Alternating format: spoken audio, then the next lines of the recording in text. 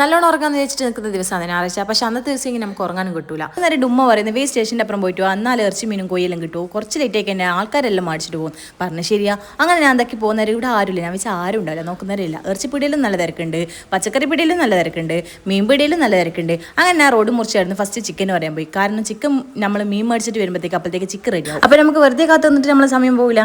ഇപ്പം നിങ്ങൾ വിചാരിക്കും ഓ നിന്റെ ബുദ്ധി വിമാനമാണല്ലോ. വിമാനമല്ല, റോക്കറ്റ്.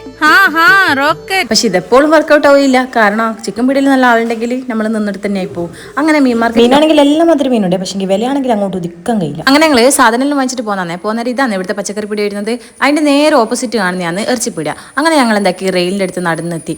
അങ്ങനെ നാട് നിന്നിട്ട് കുറേ സമയം ചിന്തിച്ച് അല്ലാണ്ട് പഠിച്ചോനെ ഇനിയിപ്പോൾ റെയിൽ മുറിച്ചെടുത്തിട്ട് അപ്പുറം എത്തണല്ലോ.